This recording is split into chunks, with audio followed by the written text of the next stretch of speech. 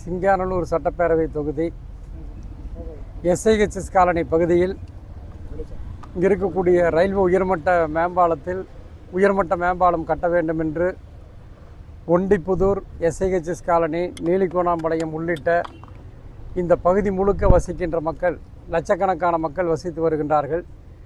இந்த மக்களுடைய வேண்டுகோளை ஏற்று 2010ஆம் ஆண்டு மாண்புமிகு தமிழ்நாட்டினுடைய முதலமைச்சர் அன்பு தலைவர் முத்தமிழறிஞர் கலைஞர் அவர்களும் அன்றைய துணை முதலமைச்சராக இருந்த இன்றைய தமிழ்நாட்டினுடைய முதலமைச்சர் திராவிட நாயகன் அன்பு தலைவர் தளபதி அவர்களும் இந்த மேம்பாலம் கட்டுவதற்காக நிதி ஒதுக்கி அதற்குண்டான அரசாணையை வெளியிட்டு திராவிட முன்னேற்ற கழகத்தினுடைய ஆட்சி காலத்தில் 2010ஆம் ஆண்டு மேம்பாலம் கட்டுவதற்குண்டான அடிப்படை பணிகள் அன்றைக்கு தொடங்கப்பட்டன.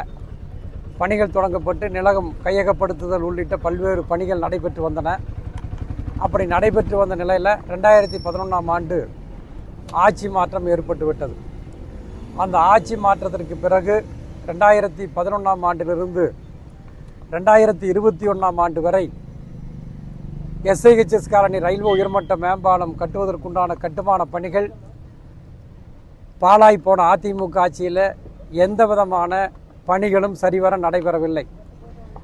பணிகள் நடைபெறாமல் இங்கு இருக்கக்கூடிய மக்கள் பெரிய அளவில் பாதிக்கப்பட்டார்கள். மேம்பாலம் கட்டுவதற்காக இந்த பகுதியில் பணிகள் மேற்கொள்ளப்பட்டு வந்த காரணத்தினால் இந்த எஸ்ஐஹெச்எஸ் காலனிக்கு செல்லக்கூடிய இந்த ரயில்வே பாதை, இந்த பாதையை பயன்படுத்துவதற்கு மக்களுக்கு சிரமம் இருந்தது. ஆகவே ஒரு வழி பாதையாக நீலிகோணாம்பாளையம் பகுதியைச் சேர்ந்த அந்த பாதையைத்தான் மக்கள் பயன்படுத்தி வந்தார்கள்.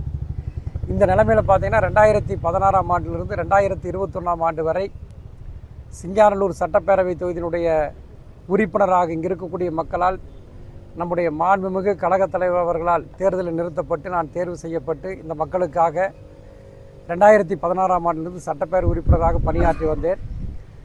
நான் பதவியை வகித்த 5 ஆண்டுகளிலும் ஒவ்வொரு ஆண்டும் நிதிநிலை அறிக்கை தாக்கல் செய்யப்பட்ட அந்த கூட்டத்தொடர்களிலும் பல்வேறு கூட்டத்தொடர்களில் தொடர்ந்து அன்றைக்கு இருந்த அரசனுடைய கவனத்தை ஈர்த்து இந்த மேம்பால கட்டுமான பணிகள் உடனடியாக தொடங்க வேண்டும் என்று நான் வலியுறுத்தி வந்தேன். பட்ஜெட் கூட்டத்தொடரில் பேசியிருக்கிறேன், கவன ஈர்ப்பு தீர்மானத்தில் பேசியிருக்கிறேன், வினாக்கள் நேரத்திலும் நான் பேசியிருக்கிறேன். ஆனால் செவிடன் காதில் ஊதிய சங்கை போல அன்றைய ஆட்சியாளர்கள் இந்த எஸ்ஐஹெச்எஸ் காலனி ரயில்வே உயர்மட்ட மேம்பால பணிகளை அப்படியே கிடப்பிலை போட்டு விட்டார்கள். அதே நேரத்தில் 2021ஆம் ஆண்டு தமிழ்நாட்டின் முதலமைச்சராக பொறுப்பினை ஏற்ற திராவிட நாயகன் நல்லாட்சி நாயகன் அன்பு தலைவர் தளபதி அவர்கள் அவர் முதலமைச்சராக பொறுப்பினை ஏற்ற 140வது நாள் முதல் கட்டமாக பார்த்தீங்கன்னா இந்த மேம்பால பணிகளை மீண்டும் மிகச்சிறப்பான முறையில் செய்ய வேண்டும் என்று இந்த பகுதி மக்களுடைய வேண்டுகோளை ஏற்று சுமார் 29 கோடி ரூபாய் நிதி ஒதுக்கி அதற்குண்டான பணிகளை தொடங்குவதற்கு நிதி ஒதுக்கி கொடுத்தார்கள். அந்த நிதி ஒதுக்கியதற்கு பிறகுதான் நிலம் கையகப்படுத்தக்கூடிய அந்த பணிகள் நடைபெற்று வந்தன. மாண்புமிகு தமிழ்நாட்டினுடைய பொதுப்பணி மற்றும் நெடுஞ்சாலைத்துறை அமைச்சர் எங்களுடைய மதிப்பிற்குரிய அண்ணன் ஏவா வேல் அவர்களும் அன்றைக்கு கோவை மாவட்டத்தினுடைய பொறுப்பு அமைச்சராக இருந்த எங்களது மண்டல பொறுப்பாளர் மாண்புமிகு வி செந்தில் பாலாஜி அவர்களும் இந்த மக்களுடைய வேண்டுகோளை ஏற்று அதற்குண்டான முயற்சிகளை மேற்கொண்டார்கள். தொடர்ந்து பார்த்தீங்கன்னா நிலம் கையகப்படுத்தப்பட்டு இப்போ அந்த பணிகள் நடைபெற்று கொண்டிருக்கின்றன. இப்போ பார்த்தீங்கன்னா இன்னும் ஒரு 10-15 தினங்களுக்குள்ளாக எஸ்ஐஹெச்எஸ் காலனி ரயில்வே உயர்மட்ட மேம்பாலத்திற்குண்டான அந்த கட்டுமான பணிகள் நிறைவடையக்கூடிய அந்த தருவாயில் இருந்து கொண்டிருக்கிறது. ஏறத்தாழ 95% பணிகள் இன்றைக்கு நிறைவடைந்திருக்கின்றன. சுமார் எஸ்ஐஹெச்எஸ் காலனியும் இந்த திருச்சி சாலையிலிருந்து வரக்கூடிய அந்த மக்களையும் இணைக்கக்கூடிய இந்த பாலம் 700 மீட்டர் நீளம் கொண்ட ஒரு பாலமாக 8.50 மீட்டர் அகலம் கொண்டதாகவும் ஓடுதளம் மட்டும் பார்த்தீங்கன்னா 7.50 மீட்டர். இந்த பாலத்தினுடைய மொத்த பணிகளில் 95% பணிகள் இன்றைக்கு நிறைவடைந்திருக்கின்றன. இன்னொரு 5% பணிகள் மட்டும் இருக்கிறது. இந்த பாலம் ஏறுகின்ற அந்த பகுதியில் பார்த்தீங்கன்னா 70 மீட்டர் தார் சாலை அமைக்க வேண்டும். அதே மாதிரி அதற்கு எதிர்முனையில் இருக்கக்கூடிய பகுதியிலும் தார் சாலை அமைக்கப்பட வேண்டும்.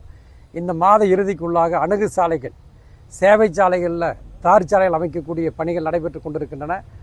இந்த பணிகளை நம்முடைய மாண்புமிகு முதலமைச்சர் அன்பு தலைவர் தளபதியினுடைய அவருடைய ஆணைக்கிணங்க, மாண்பு தமிழ்நாட்டினுடைய துணை முதலமைச்சருடைய ஆணைக்கிணங்க, நம்முடைய பொதுப்பணித்துறை அமைச்சர் அன்பிற்குரிய அண்ணன் ஏவா வேலவர்களுடைய வழிகாட்டுதலில், நம்முடைய மண்டல பொறுப்பாளருடைய வழிகாட்டுதலில், நம்முடைய நெடுஞ்சாலைத்துறை அதிகாரிகள் மிகச்சிறப்பான முறையில் செஞ்சிட்ருக்கிறாங்க. இன்னொரு 10-15 தினங்களுக்குள்ளாக அந்த பணிகள் நிறைவடைந்து விடும் என்பதை இந்த நேரத்தில் தெரிவித்துக் கொள்கிறேன். அதற்கு பிறகு மாண்புமிகு கழகத் தலைவர் மாண்பு தமிழ்நாட்டுடைய முதலமைச்சருடைய ஒப்புதலை பெற்று விரைவில் பொதுமக்களுடைய பயன்பாட்டிற்கு இந்த மேம்பாலத்தை நம்முடைய மாண்புமிகு முதலமைச்சர் அவர்கள் திறந்து வைப்பார் என்பதை மகிழ்ச்சியான செய்தியினை இந்த நேரத்தில் தெரிவித்துக் கொள்கின்றேன்.